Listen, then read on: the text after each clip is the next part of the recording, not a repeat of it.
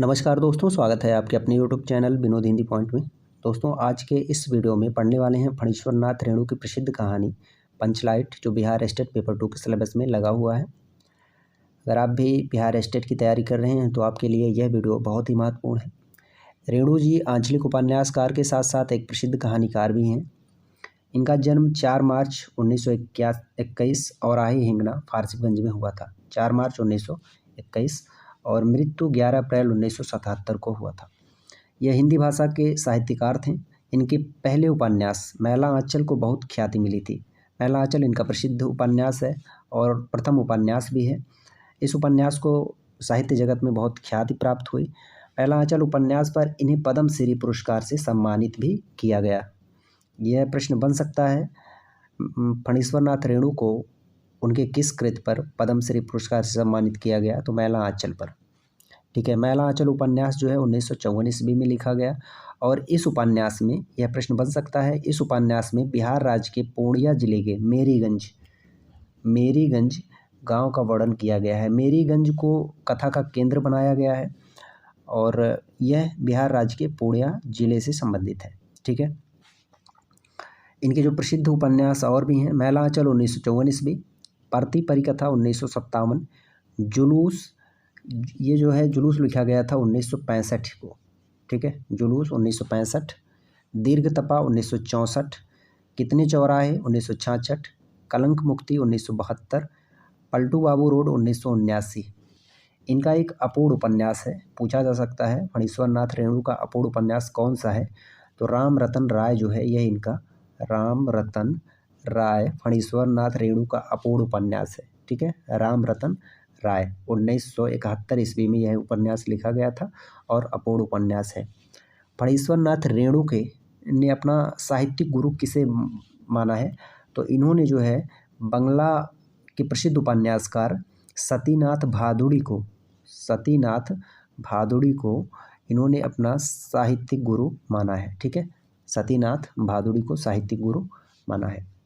इनके जो कथा संग्रह हैं, ठुमरी 1959, एक आदिम रात्रि की महक 1967, अग्निखोर 1973, एक श्रावणी दोपहर की धूप 1984, अच्छे आदमी 1986, ये इनका कथा संग्रह है। रिपोर्ताज जिनका है ऋण जल धन जल, नेपाली क्रांति कथा, वन तुलसी की गंध, श्रुति अश्रुति पूर्वे, ये इनका रिपोर्ताज है। ऋण जल धन जल ये कई बार परीक्षा में पूछा गया है। वन तुलसी की गंध यह भी पूछा गया है। इनकी प्रसिद्ध कहानियां हैं मारे गए गुलफाम, तीसरी कसम, जो नेट के सिलेबस में ये लगा हुआ है, एक आदिम रात्रि की महक, लाल पान की बेगम, पंचलाइट, तबे एकला चलो रे, ठेस, संवादिया, ये इनकी प्रसिद्ध कहानियां हैं। अब पढ़ते हैं इनकी प्रसिद्ध कहानी पंचलाइट। पिछले 15 दिनों से दंड जुर्माने के पैसे जमा करके महतो टोली के पंचों ने पेट्रोमैक्स खरीदा है। इस बार रामनवमी के मेले में गांव में सब मिलाकर 8 पंचायतें हैं। हर एक जाति की अलग अलग सभा चड्डी है। सभी पंचायतों में दरी, जाजिम, सतरंजी और पेट्रोमैक्स है। पेट्रोमैक्स जिसे गांव वाले पंचलाइट कहते हैं। पंचलाइट खरीदने के बाद पंचों ने मेले में तय किया 10 रुपये जो बच गए इससे पूजा की सामग्री खरीद ली जाए। बिना नेम टेम के कल कब्जे वाली चीज़ का पुण्याय नहीं करना चाहिए। अंग्रेज़ बहादुर के राज में भी पुल बनाने से पहले बलि दी जाती है। कहानी को आप ध्यान से सुनिएगा, आसानी से समझ में आ जाएगा। मेले में सभी पंच दिन दहाड़े ही गांव लौटे। सबसे आगे पंचायत का छड़ीदार पंचलाइट का डिब्बा माथे पर लेकर और उसके पीछे सरदार दीवान और पंच वगैरह। गांव के बाहर ही ब्राह्मण टोले के पुटंगी झा ने टोक दिया, कितने में लालटेन खरीद हुआ महतो? देखते नहीं है पंचलाइट है। बामन टोली के लोग ऐसे ही ताव करते हैं। अपने घर की ढिबरी को भी बिजली बत्ती कहेंगे और दूसरों के पंचलाइट को लालटेन। टोले भर के लोग जमा हो गए। औरत मर्द बूढ़े बच्चे सभी काम काज छोड़कर दौड़े आए। चल रे चल, अपना पंचलाइट आया है पंचलाइट। छड़ीदार अग्नू महतो रह रहकर लोगों को चेतावनी देने लगा, हाँ दूर से, जरा दूर से, छू छा मत करो, ठेस ना लगे। सरदार ने अपनी स्त्री से कहा, सांझ को पूजा होगी, जल्दी से नहा धोकर चौका पीढ़ी लगाओ। टोले की कीर्तन मंडली के मूल गायन ने अपने भगतिया पक्षकों को समझाकर कहा, देखो आज पंचलैट की रोशनी में कीर्तन होगा। बेताले लोगों से पहले ही कह देता हूँ, आज यदि आखिर धरने में डेढ़ बेड़ हुआ तो दूसरे दिन में से एकदम बैकाट। औरतों की मंडली में गुलरी काकी गोसाई का गीत गुनगुनाने लगी। छोटे छोटे बच्चों ने उत्साह के मारे बेवजह शोरगुल मचाना शुरू किया। सूरज डूबने के 1 घंटा पहले से ही टोले भर के लोग सरदार के दरवाजे पर आकर जमा हो गए। पंचलाइट पंचलाइट पंचलाइट के सिवा और कोई गप नहीं, कोई दूसरी बात नहीं। सरदार ने गुड़गुड़ी पीते हुए कहा। दुकानदार ने पहले सुनाया, पूरे 5 कौड़ी 5 रुपया। मैंने कहा कि दुकानदार साहब, यह मत समझिए कि हम लोग एकदम देहाती हैं, बहुत बहुत पंचलाइट देखा है। इसके बाद दुकानदार मेरा मुंह देखने लगा, बोला, लगता है आप जाति के सरदार हैं। ठीक है, जब आप सरदार होकर खुद पंचलाइट खरीदने आए हैं तो जाइए, पूरे 5 कौड़ी में आपको दे रहे हैं। दीवान जी ने कहा, अलबत्ता चेहरा परखने वाला दुकानदार है। पंचलाइट का बक्सा दुकान का नौकर देना नहीं चाहता था। मैंने कहा, देखिए दुकानदार साहब, बिना बक्सा पंचलाइट कैसे ले जाएंगे। दुकानदार ने नौकर को डांटते हुए कहा, क्यों रे, दीवान जी की आंखों के आगे धुरखेल करता है, दे दो बक्सा। टोले के लोगों ने अपने सरदार और दीवान को श्रद्धा भरी निगाहों से देखा। छड़ीदार ने औरतों की मंडली में सुनाया, रास्ते में सन्न सन्न बोलता था पंचलाइट। लेकिन ऐन मौके पर लग गया। रूदल साहब बनिए की दुकान से 3 बोतल केरासिन तेल ले आया और सवाल पैदा हुआ, पंचलाइट को जलाएगा कौन। यह बात पहले किसी के दिमाग में नहीं आई थी। पंचलाइट खरीदने के पहले किसी ने ना सोचा, खरीदने के बाद भी नहीं। अब पूजा की सामग्री चौक पर सजी हुई है। कीर्तनिया लोग खोल ढोल करताल खोलकर बैठे हैं और पंचलाइट पड़ा हुआ है। गांव वालों ने आज तक कोई ऐसी चीज़ नहीं खरीदी जिसमें जलाने बुझाने का झंझट हो। कहावत है ना, भाई रे, गाय लूँ तो दूहे कौन, लो मज़ा। अब इस कल कब्जे वाली चीज़ को कौन बाली। यह बात नहीं कि गांव भर में कोई पंचलाइट बालने वाला नहीं। हर एक पंचायत में पंचलाइट है। यहाँ जलाने वाले की जगह पे देखो बालने वाले, ये देहाती भाषा का प्रयोग यहाँ किया गया है। जलाने वाले जानकार हैं, लेकिन सवाल है कि पहली बार नेम टेम करके शुभ लाभ करके दूसरी पंचायत के आदमी की मदद से पंचलाइट जलेगा। इससे तो अच्छा है पंचलाइट पड़ा रहे। जिंदगी भर ताना कौन सहे। बात बात में दूसरे टोलों के लोग कूट करेंगे, तुम लोगों का पंचलाइट पहली बार दूसरे के हाथ से। ना ना, पंचायत की इज्जत का सवाल है। दूसरे टोले के लोग से मत कहिए। चारों ओर उदासी छा गई। अंधेरा बढ़ने लगा। किसी ने अपने घर में आज डिबरी भी नहीं जलाई थी। आज पंचलाइट के सामने डिबरी कौन बालता है। सब किए कराए पर पानी फिर रहा था। सरदार, दीवान और छड़ीदार के मुंह में बोली नहीं। पंचों के चेहरे उतर गए थे। किसी ने दबी हुई आवाज़ में कहा, कल कब्जे वाली चीज़ का नखरा बहुत बड़ा होता है।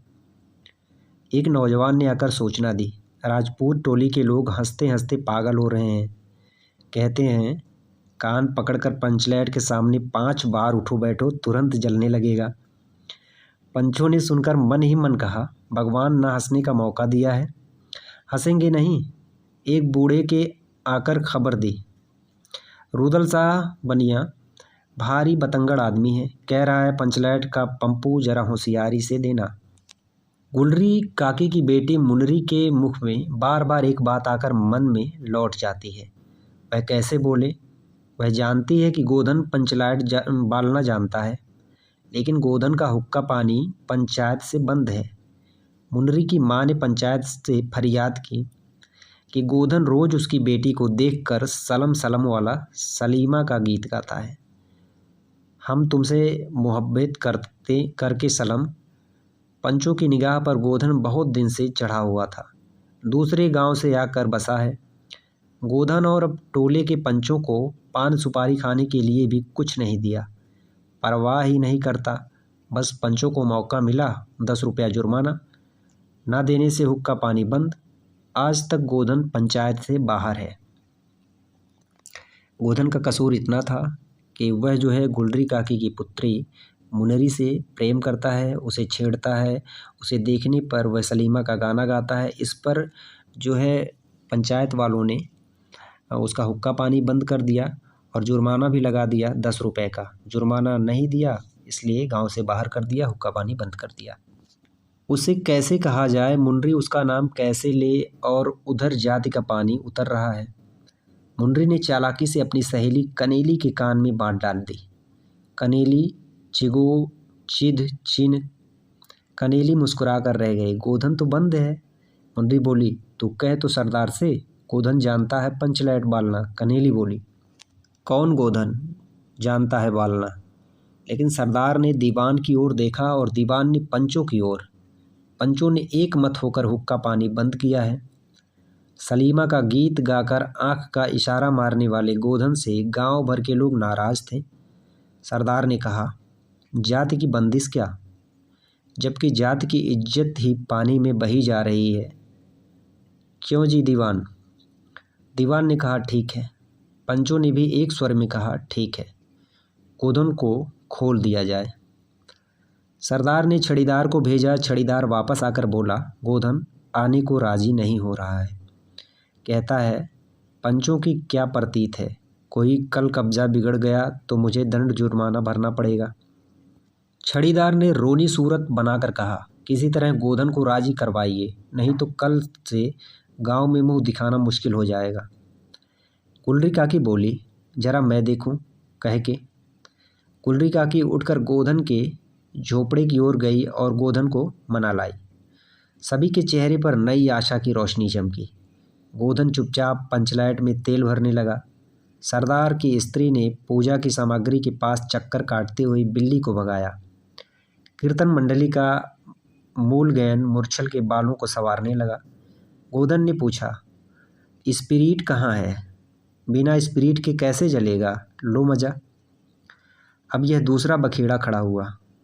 सभी ने मन ही मन सरदार, दीवान और पंचों की बुद्धि पर अविश्वास प्रकट किए बिना बूझे समझे काम करते हैं ये लोग। उपस्थिति जनसमूह में फिर मायूसी छा गई। लेकिन गोधन बड़ा होशियार लड़का है, बिना स्पिरिट के ही पंचलाइट जलाएगा। थोड़ा गरी का तेल ला दो। मुनरी दौड़ कर गई और एक मलसी गरी का तेल ले आई। गोधन पंचलाइट में पंप देने लगा। पंचलाइट की रोशनी थैली में धीरे धीरे रोशनी आने लगी। गोधन कभी मुंह से फूंकता, कभी पंचलाइट की चाबी घुमाता। थोड़ी देर के बाद पंचलाइट से सनसनाहट की आवाज़ निकलने लगी और रोशनी बढ़ती गई। लोगों के दिल का मैल दूर हो गया। गोधन बड़ा काबिल लड़का है।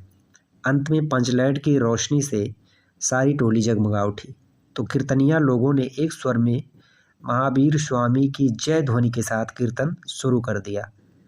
पंचलाइट की रोशनी में सभी के मुस्कुराते हुए चेहरे स्पष्ट हो गए। गोधन ने सबका दिल जीत लिया। मुनरी ने हसरत भरी निगाह से गोधन की ओर देखा। आंखें चार हुईं और आंखों ही आंखों में बातें हुई। कहा, सुना, माफ़ करना, मेरा क्या कसूर? सरदार ने गोधन को बहुत प्यार से पास बुलाकर कहा, तुमने जाति की इज्जत रखी है, तुम्हारा साथ खून माफ़। खूब गाओ सलीमा का गाना। गुलरी काकी बोली, आज रात मेरे घर में खाना गोधन। गोधन ने फिर एक बार मुनरी की ओर देखा। मुनरी की पलकें झुक गईं। कीर्तनिया लोगों ने एक कीर्तन समाप्त कर जय ध्वनि की। जय हो, जय हो। पंचलाइट के प्रकाश में पेड़ पौधों का पत्ता पत्ता पुलकित हो रहा था। ये थी फणीश्वर नाथ रेणु की प्रसिद्ध कहानी पंचलाइट, जो बिहार स्टेट पेपर 2 के सिलेबस में लगी हुई है। आशा करते हैं ये कहानी आप सभी को पसंद आई होगी। अब कहानी से संबंधित जितने महत्वपूर्ण प्रश्न बन सकते हैं उन प्रश्नों पर चर्चा कर लेते हैं। पंचलाइट कहानी में कौन बड़ा काबिल लड़का है? तो गोधन, जो कहानी का प्रमुख पात्र है। औरतों की मंडली में कौन गोसाई का गीत गुनगुनाने लगती है? तो कनरी काकी है, जो मुनरी की माँ है। पंचलाइट जलने के बाद कौन गोधन से बोलता है, आज मेरे घर खाना गोधन? तो मेरे घर खाना खा लेना गोधन। तो यह गुलरी काकी बोलती है पंचलाइट जलने के बाद गोधन से। कौन पंचलाइट को कभी मुंह से फूंकता, कभी पंचलाइट को चाबी घुमाता, तो गोधन जो है फूंकता है। किससे महतो टोली के सभी लोग नाराज थे? गोधन का हुक्का पानी टोली के लोग बंद कर देते हैं क्योंकि वह मुनरी को देख करके सलीमा का गीत गाता है, इसलिए गोधन का हुक्का पानी बंद कर दिया जाता है। गोधन हमेशा कौन सा गीत गाता था? तो सलीमा का गीत गाता था, ठीक है, सलीमा का। सरदार किसे पास बुलाकर कहता है तुमने जात की इज्जत रखी? तो गोधन को पास बुलाकर सरदार कहता है।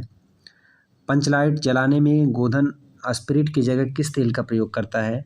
तो गरी का प्रयोग करता है।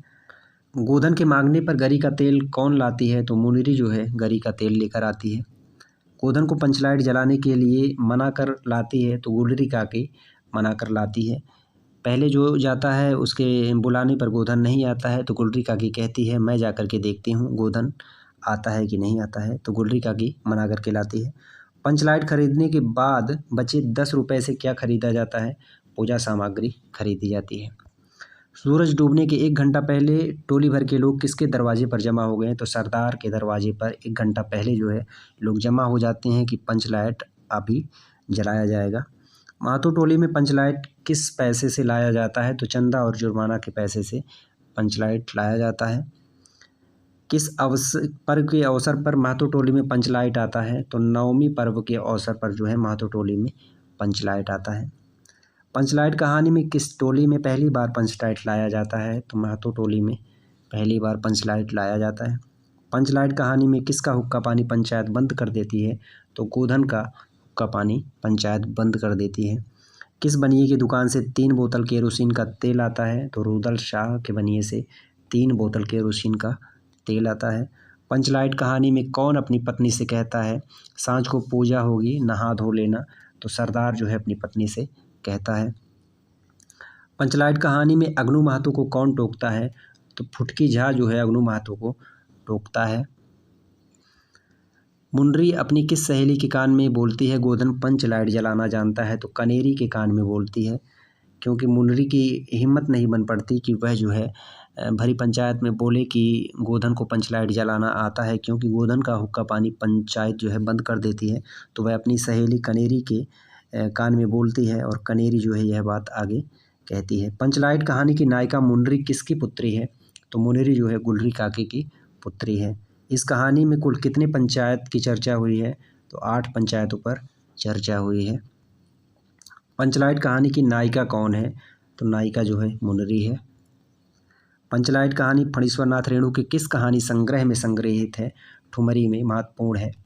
ठुमरी में जो है पंचलाइट कहानी संग्रहित है। पंचलाइट कहानी का नायक कौन है? नायक गोधन है। पंचलाइट कहानी के रचनाकार कौन है? फणीश्वरनाथ रेणु। ये थे पंचलाइट कहानी से संबंधित महत्वपूर्ण प्रश्न। आशा करते हैं आज का वीडियो आप सभी को पसंद आया होगा। मिलते हैं अगले वीडियो में कुछ नए तथ्यों के साथ, तब तक के लिए नमस्कार।